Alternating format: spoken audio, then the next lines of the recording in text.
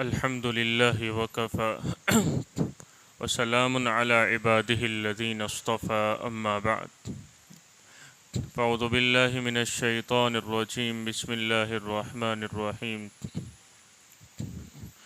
قال اجعلني على خزائن الأرض إني حفيظ عليم وكذلك مكنا ليوسف في الأرض يتبوأ منها حيث يشاء نصيب برحمتنا من نشاء ولا نضيع أجر المحسنين ولا أجر الآخرة خير للذين آمنوا وكانوا يتقون صدق اللہ العظیم۔ میرے محترم بھائیو اور دوستو، قرآن کریم کے 12ویں پارے کی یہ سورت ہے سورہ یوسف۔ اس کی تفسیر چل رہی ہے اور گزشتہ مجلسوں سے اس صورت میں اللہ تعالیٰ نے جو واقعہ ذکر کیا ہے اس کا تفصیل سے بیان ہو رہا ہے۔ سورہ یوسف میں یوسف علیہ السلام کا تفصیل سے واقعہ اللہ نے بیان کیا ہے، بچپن سے لے کر پھر جوانی میں کیا ہوا، پھر آگے کیا ہوا، کیسے آپ جو ہے وہ ملک کے بادشاہ بنے، سب اللہ نے بالترتیب بیان کیا ہے اور ہمارے لیے اس میں بہت سارے سبق ہے۔ وہ ساری چیزیں مجلسوں میں آتی رہی ہے۔ آگے کی جو بات ہے وہ یہ ہے کہ یوسف علیہ السلام کو جب جیل سے نکالا گیا تو یوسف علیہ السلام کو جو بادشاہ تھا عزیز مصر، اس نے کہا کہ ہم آپ کو اپنے دربار کا خاص آدمی بنائیں گے۔ اس وقت یوسف علیہ السلام نے ایک درخواست دی کہ اجعلنی علی خزائن الارض، مجھے زمین کے خزانوں کا ذمہ دار بنا دیجیے، یعنی مجھے اپنی زبان میں کہے تو فائننس منسٹر بنا دیجیے۔ اب یہاں علماء نے ایک عجیب و غریب بات چھیڑی ہے، وہ یہ ہے کہ یوسف علیہ السلام نے عہدہ مانگا، عہدہ منصب مانگا، تو کیا عہدہ مانگنا صحیح ہے؟ ایک آدمی یوں کہے کہ مجھے فلاں جگہ کا بڑا بنا دیجئے، مجھے فلاں جگہ کا منسٹر بنا دے، مجھے ادھیکاری بنا دے، مجھے فلانا بنا دے، عہدہ مانگنا۔ حدیث پاک میں آتا ہے کہ جب بندہ سامنے سے کوئی عہدہ طلب کرتا ہے تو اللہ کی طرف سے اس کی مدد نہیں کی جاتی، اور جب لوگوں کی طرف سے اس کو عہدہ دیا جاتا ہے اور وہ نہ چاہتے ہوئے قبول کر لیتا ہے تو اللہ کی اس کو مدد مل جاتی ہے۔ اور جب بندہ سامنے سے مانگتا ہے نا تو اللہ بھی اس کو اپنے حوالے کر دیتا ہے کہ تو جانے تیرا کام جانے۔ اس لیے شریعت میں عہدہ مانگنا پسند نہیں کیا گیا۔ صحابہ اکرام کے زمانے میں، خلافت کے زمانے میں عمر رضی اللہ عنہ کے پاس بہت سارے ایسے لوگ آتے تھے کہ ہم کو فلاں جگہ کا عامل بنا دے، ہم کو فلاں جگہ کا امیر بنا دے، ہم کو فلاں جگہ کا حاکم بنا دے۔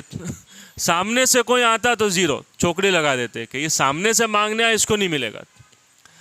درخواست کسی کو کی جاتی کہ آپ بن جائیے، اور وہ نہ چاہتے ہوئے بھی جب قبول کر لے تو شریعت میں اس کی اجازت ہے کہ بھائی لے لو۔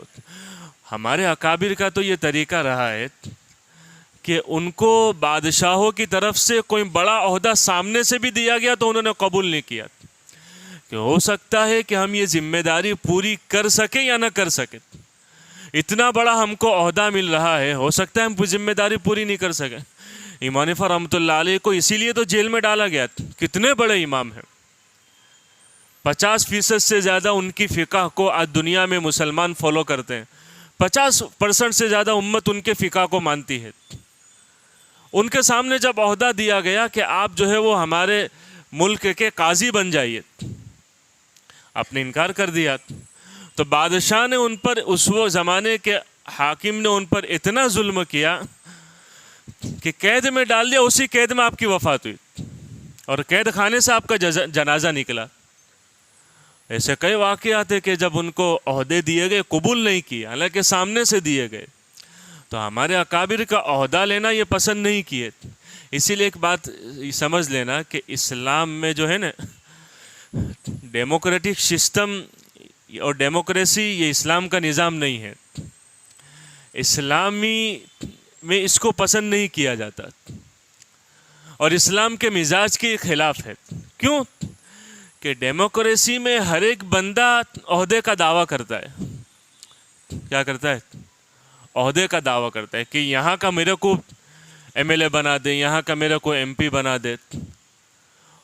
دعویٰ کرتا ہے، اور دعویٰ کرنے کے ساتھ ساتھ جو ہے وہ جو اپنا فریق مخالف ہوتا ہے، اپنی اپوزیشن پارٹی کا جو ہوتا ہے اس کو نیچا دکھاتا ہے، اور ساری بڑائی اپنے لیے، دوسرے کے لیے ساری غلطیاں، ساری اچھائی اپنے کو لیے لے لیتا ہے کہ ہم اچھے ہیں، ہم فلانا ہیں، ہم یہ ہے، اور ساری برائی کا ٹوپلا دوسرے پہ ڈال لیتا ہے. یہ ڈیموکریسی میں ایسا ہوتا ہے، میں اور آپ جانتے ہیں. اس لیے اسلام میں یہ نظام پسند نہیں ہے. سامنے سے عہدہ مانگنا یہ اسلام کا نظام ہی نہیں ہے. اسلام کا نظام یہ ہے ہی نہیں. اس لیے اسلام کا نظام تو یہ جمہوریت کا، ڈیموکریسی کا نہیں ہے. وہاں تو امارت اور خلافت کا ہے کہ چند لوگ، بڑے ذمہ دار لوگ بیٹھ جائے، جن کی دیانت پر، جن کی امانت پر، جن کی ایمانداری پر ساری قوم متفق ہو، اور وہ کسی ایک ایسے آدمی جو عہدے کا طالب نہ ہو لیکن حقیقت میں وہ اس کا اہل ہے، اس کے اندر وہ عہدہ لینے کی صلاحیت ہے، اس کو ذمہ دار بنا دے. جیسے صحابہ اکرام کے زمانے میں حضرت عمر رضی اللہ عنہ کو حضرت ابوبکر نے کمیٹی بنائی کہ یہ لوگ مشورہ کر کے کسی ایک کو امیر بنا دے. ایسا ہی ہوا، حضرت عمر کو امیر بنا دیا گیا. آپ نے شروع میں انکار کر دیا لیکن ابوبکر کا حکم تھا تو لے لیا. یہ اسلام کا نظام ہے. تو خیر بہرحال عہدہ مانگنا یہ شریعت میں پسندیدہ نہیں ہے. اللہ کی طرف سے یوں ہے کہ جو سامنے سے چل کر مانگتا ہے نا، اللہ کی مدد اس سے اٹھ جاتی ہے. ہاں کسی کو دیا جاتا ہے لوگوں کی طرف سے کہ بھائی تو کر لے یہ بڑا کام، اور اس نے لے لیا تو اللہ کی مدد شامل حال ہو جاتی، پھر اللہ اس کی مدد کرتا ہے. لیکن یہاں یوسف علیہ السلام نے سامنے سے مانگا. اس کا کیا حکم کہ اجعلنی علی خزائن، میں امید کرتا ہوں میری بات سمجھ میں آ رہی ہوگی آپ کو. اجعلنی علی خزائن الارض، کہ مجھے زمین کا خزانوں کا ذمہ دار بنا دے. سامنے سے مانگا. علماء فرماتے ہیں کہ سامنے سے مانگنے کی اجازت تب ہے جب آدمی یوں دیکھتا ہے کہ اگر یہ کام دوسروں کو دیا گیا نا تو بیڑا غرق ہو جائے گا. اور لوگوں نے ایک چیز دیکھ لی کہ یہ کام اگر فلاں کو دیا جائے گا تو وہ اس کا کیا ہو جائے گا. یوسف علیہ السلام نے یہاں سامنے سے اس لیے مانگا کہ آپ اس کا علم رکھتے تھے، اور اپنے فریق مخالف کی، اپنے اپوزیشن کی کوئی اس کو جو ہے نیچا نہیں گرائے، کیونکہ اپوزیشن میں کوئی تھا ہی نہیں. اپوزیشن میں کوئی کہ بھائی دیکھو اس کو بنائیں گے تو یہ نقصان ہو جائے گا، میرے کو بنائیں گے تو یہ فائدہ ہوگا، ایسا نہیں.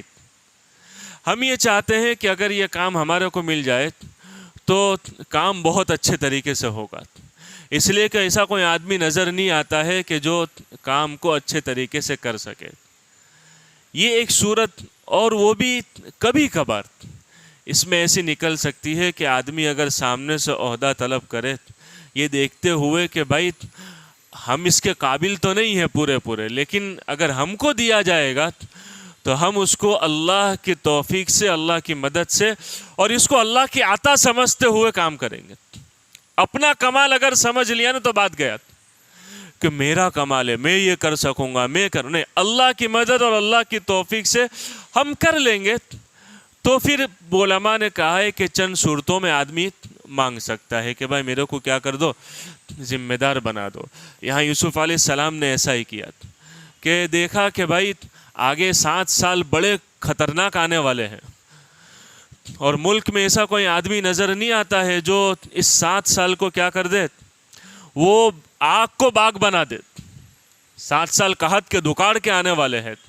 تو سامنے سے کہہ دیا مجھے کوئی دوسرا عہدہ نہیں چاہیے. بادشاہ تو عہدہ دینے تیار تھا کہ آپ ہمارے دربار کے VVIP پرسن بن گئے. تو کہا کہ جب آپ کو بنانا ہی ہے تو مجھے یہ دے دے، اپنے ملک کا فائننس منسٹر بنانا. پھر یوسف علیہ السلام نے کیسا زبردست نظام چلایا کہ 7 سال جو بارش کے خوب ہوئے پورے ملک کا دورہ کرتے رہے. وَكَذَلِكَ مَكَّنَّا لِيُوسُفَ فِي الْأَرْضِ. مصر کے اس زمانے میں 16-17 صوبے تھے, اسٹیٹ تھے, ہر جگہ جاتے اور کیسے کھیتی باڑی کرنا.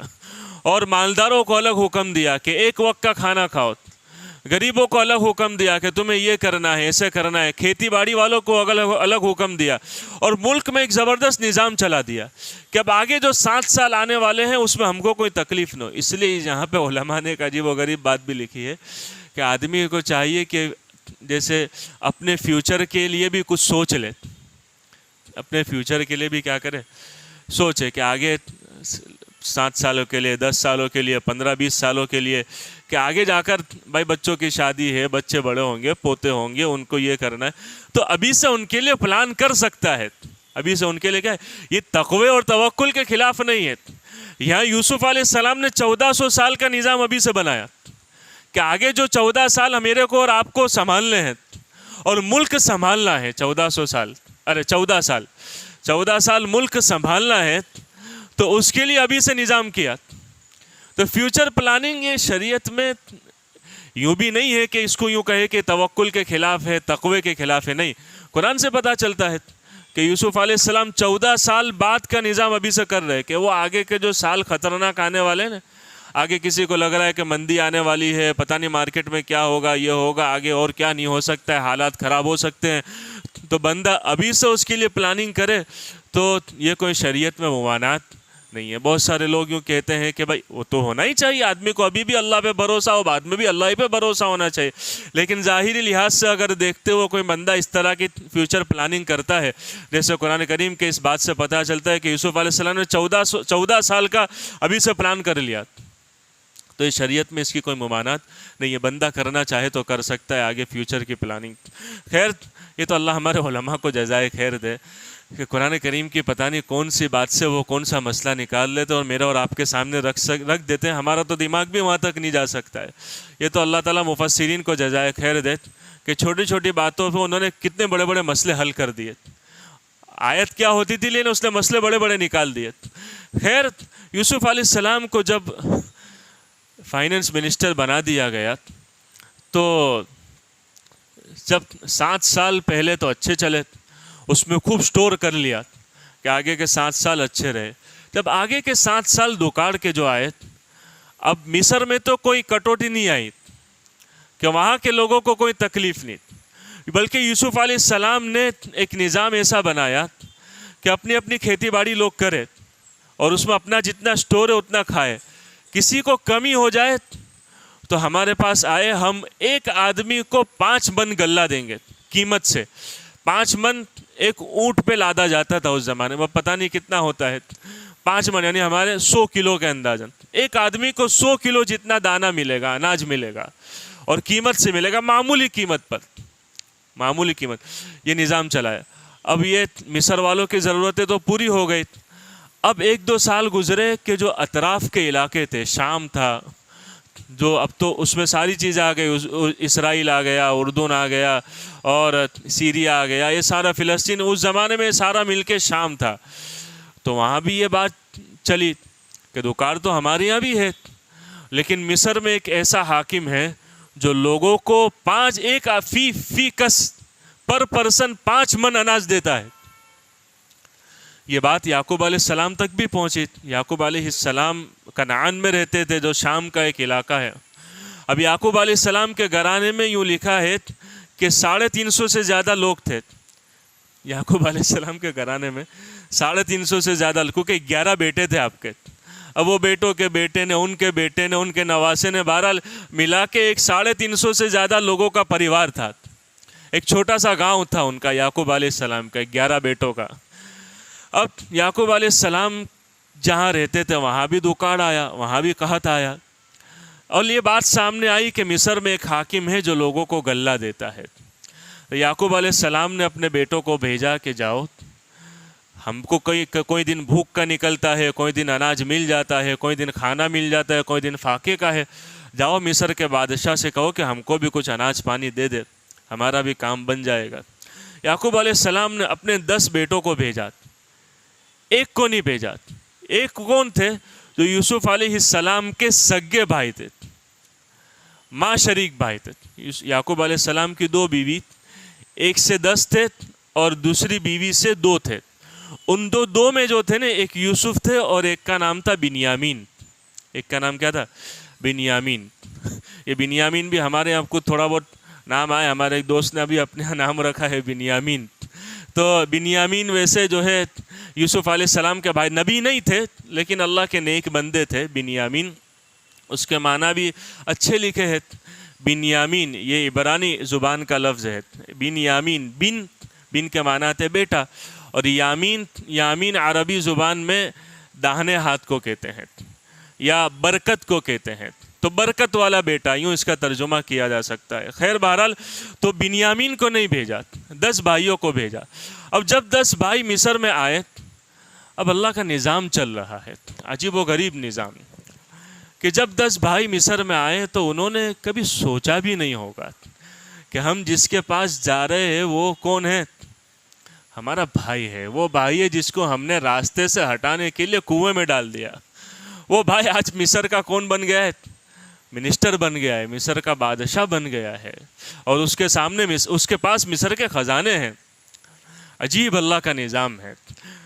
अब जब वो भाई आए तो जाहिर है कि यूसुफ अलैहिस्सलाम कोई मामूली आदमी तो नहीं थे। जिसको बादशाह तक पहुंचना है, बादशाह के पास पहले उनकी रिपोर्ट जाएगी कि भाई ये लोग आए हैं, आपको मिलना चाहते हैं, कि आपकी तरफ से मिलने की इजाज़त है। तो जो मिस्र के दरबारी थे, यूसुफ अलैहिस्सलाम के दरबारी थे, उन्होंने यूसुफ अलैहिस्सलाम के पास जाकर रिपोर्ट पहुंचाई कि भाई कनान से 10 भाई आए हैं और यूँ कह रहे हैं कि हम नबी की औलाद है, जो आपसे मिलना चाहते हैं, आपसे गल्ला लेने आए हैं, आपके सामने खुसूसी दरगाह। यूसुफ अलैहिस्सलाम समझ गए कि कौन आए? मेरे घर के लोग आए। फ़अरफ़हुम, क्या है आगे? वजह इख़्वत यूसुफ फ़दख़लू अलैहि फ़अरफ़हुम वहुम लहू मुनकिरून।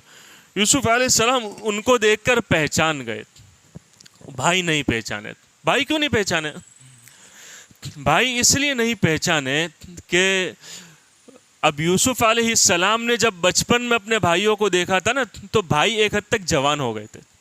जब आदमी 15-20 साल का हो जाते हैं तो उसकी जो शक्ल बन जाती है ना, आगे जाके भी उसकी शक्ल में कुछ ज़्यादा बदलाव नहीं आता है। ज़्यादा बदलाव थोड़ा बहुत 19-20 आता है, लेकिन कोई आदमी को आप अपनी 50 साल का और उसको अपनी 20 साल की फ़ोटो दिखाओ तो वो पहचान जाएगा, हाँ भाई ये फुलाई है। उसके बाद इतना ज़रा, और जो छोटा 5-6-7 साल का बच्चा हो ना, वो उसको आप 50 साल के बाद देखो तो कि तू छोटा बचपना है तेरा, तो हो सकता है कोई ना पहचाने। तो वो जो बड़े भाइयों ने यूसुफ अलैहिस्सलाम का बचपना देखा था जो 5-6-7 साल का था, इसलिए वो नहीं पहचान सके। और यूसुफ अलैहिस्सलाम ने अपने भाइयों को जवानी में देखा था, इसलिए वो फ़ौरन पहचान गए, 10 भाई मेरे ही है। ये 10 भाई कौन है? अब यूसुफ अलैहिस्सलाम ने उनका तारुफ, इंट्रोडक्शन लिया कि भाई कौन हो, कहाँ से आए हो, कितने भाई, जानते थे सब, लेकिन कौन है? तो भाइयों ने कहा कि हम परदेसी लोग हैं, कनान से आए हैं, और हमारे बाप याकूब अलैहिस्सलाम है जो नबी है, हम उनकी खिदमत करते हैं। पूछा कितने भाई हैं? कहा हम टोटल 12 भाई, लेकिन एक भाई हमारा बचपन में गुम हो गया, अभी तक मिला नहीं है, और पता नहीं क्या हो गया उसका, हमको भी नहीं पता। अच्छा, और कोई भाई है आपका? क्या एक और है जिसको वालिद ने अपने पास रखा है, हमारे साथ नहीं आने दिया। सारी बात ले ली। अब यूसुफ अलैहिस्सलाम समझ गए कि ये तो मेरे भाई। उनका खूब इकराम किया। उनका क्या किया? हालांकि कोई हमारे जैसा होता तो चलो अब आए हैं, अब तो मैं बादशाह बन गया, मेरे को डाला था कुएं में, बराबर खेल ले लेते, लेकिन नबी थे, नबूवत के अखलाक होते हैं। फलम्मा जहज़हुम, कुरान करीम में कि उनकी यूसुफ अलैहिस्सलाम ने खूब मेहमान नवाजी की। क्या की? वो लोग भी ताज्जुब में पड़ गए, इतनी हमारी मेहमान नवाजी हो रहे, और हर एक को 5 मन गल्ला दिया। हर एक को कितना दिया? 5 मन गल्ला दिया, और यूँ कहा कि इनके ऊँटों पर लाद दो। उनके ऊँटों, मेहमान नवाजी भी खूब की। ये नबूवत के अखलाक होते हैं। जो जैसा हो ना उसके साथ ऐसा बर्ताव करना चाहिए। हदीस पाक में आता है अनजिलुन्नास मनाजिलहुम, जो जिस कैटेगरी का उसके साथ ऐसा बर्ताव करो। अभी अपने भाई थे, सगे बच्चा, इन्होंने मेरे साथ दुश्मनी की, लेकिन है तो मेरे खूनी रिश्ते वाले ने। माँ अलग थी, बाप एक थे। माँ क्या थी? माँ अलग थी इन भाइयों की, लेकिन बाप तो एक ही है, याकूब अलैहिस्सलाम। تو بہت مہمان نوازی کی، کھلایا پلایا، اپنے پاس اچھے سے رکھا کہ ہمارے مہمان ہیں، یوں کر کے ان کو اچھے سے رکھا. لیکن یہ جو سیکھنے مجھے اور آپ کو یہ ملتا ہے کہ نبوت کے اخلاق دنیا میں سب سے اعلیٰ ہوتے ہیں. اپنے دشمنوں کے ساتھ انہوں نے ہمیشہ اچھا برتاؤ کیا ہے. اپنے دشمنوں کے ساتھ جیسے ابھی ہم نے دیکھا نا الہ آباد میں جو میلہ لگا ہے، کمبھ میلہ، کہ مسلمانوں کو ٹارگٹ کیا گیا کہ ان کو جو ہے ہم یہاں پر اپنے جو ہے وہ ریڑھی لگانے نہیں دیں گے، ان کو دھندا کرنے نہیں دیں گے. لیکن جب ضرورت آئی تو مسلمانوں نے اپنے دروازے کھول دیے، مسجدوں میں جگہ دے دی، کھلایا پلایا، خوب اچھے سے اخلاق کا مظاہرہ کیا. یہ نبوت والے اخلاق ہوتے ہیں. اور جو نبی کو ماننے والے نہیں ہوتے ان کے اخلاق ہمیشہ گرے ہوئے ہوتے ہیں، وہ سڑے ہوئے ہیں. لیکن نبی کے اخلاق اپنے دشمن کے ساتھ بھی اچھا برتاؤ. بہت واقعات ہیں، اس پر میں واقعات میں نہیں جاتا. یہاں یوسف علیہ السلام جو کہ نبی تھے، انزل الناس منازلہم، ایسے برتاؤ کرو لوگوں کے ساتھ جو ان کی کیپیسٹی ہے، جس کے وہ اہل ہے، جس کے وہ لائق ہے. ہاں یہ ہم کو تعلیم دی گئی ہے. جیسے کتابوں میں لکھا ہے، عائشہ رضی اللہ عنہا کے پاس ایک مرتبہ ایک مانگنے والا آیا، تو آپ نے اپنی خادمہ سے کہا کہ جاؤ وہ روٹی پڑی ہوئی نا اس کو ایک ٹکڑا دے دو. لے کر چلا گیا. ایک دوسرا آدمی آیا کہ میں فلاں ابن فلاں ہوں، آپ کے پاس آیا ہوں. عائشہ رضی اللہ عنہ نے اپنی خادمہ سے کہا ان کے لیے چارپائی بچھاؤ، اس پر چادر لگاؤ اور اس کو اندر لا کر بٹھاؤ، اس کی اکرام کرو، اس کی مہمان نوازی کرو. خادمہ نے پوچھا حضرت وہ بھی مانگنے والا تھا، یہ بھی مانگنے والا تھا؟ تو کہا بھائی بات یہ ہے کہ وہ جو پہلے جو مانگنے والا آیا تھا نا، وہ یہاں سے مانگ کے دوسرے گھر گیا، وہ مانگ کے تیسرے گھر گیا. اس کا کام ہے روز مانگنے کا، ہر ایک سے مانگنے کا. اور یہ خاص ہمارا مہمان بن کے آیا ہے. یہ خاص کون آیا ہے؟ یہ آگے پیچھے نہیں جائے گا. اس کو ہم سے ہی امید ہے. اس کو کس سے امید ہے؟ ہم سے ہی امید ہے. وہ پہچان لیا. تو اسی لیے کہ انزل الناس منازلہم، جو جس درجے کا اس کے ساتھ ایسا معاملہ کرنا چاہیے. اگر کوئی بڑا ہے تو بڑے کے ساتھ بڑے جیسا پیش آنا چاہیے. بڑے کے ساتھ کیسا پیش آنا چاہیے؟ بڑے جیسا پیش آنا چاہیے. یہ شریعت نے ہم کو تعلیم دی. اخلاق کی بہت کیٹیگریاں ہیں، کس کے ساتھ تم کو کیسے ٹیکل کرنا ہے، یہ شریعت نے ہم کو سکھلا دیا ہے. تو خیر بہرحال یوسف علیہ السلام نے ان بھائیوں کو خوب کھلایا پلایا اور ہر ایک کو غلہ دیا. آگے یوسف علیہ السلام نے ان کے ساتھ چند شرطیں رکھی کہ اب آگے تم دوسری مرتبہ غلہ چاہتے ہو تو تم کو کیا کیا کرنا ہے، آگے تم کو کیا کرنا پڑے گا. یہ ساری شرطیں رکھی.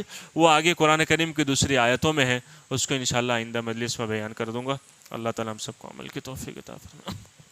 سبحانک اللہم وبحمدک وتبارک اسمک وتعالی جدک ولا الہ غیرک. اللہم صلی علی سیدنا محمد وعلی آل سیدنا مولانا محمد وبارک وسلم. ربنا آتنا فی الدنیا حسنہ وفي الآخرة حسنة وقنا عذاب النار. اللهم إنا نسألك الجنة وما قرب إليها من قول وعمل، ونعوذ بك من النار وما قرب إليها من قول وعمل. اللهم إنا نسألك من الخير كله عاجله وآجله ما علمنا منه وما لم نعلم، ونعوذ بك من الشر كله عاجله وآجله ما علمنا منه وما لم نعلم. وصلى الله تعالى النبي الكريم. آمين برحمتك يا أرحم الراحمين.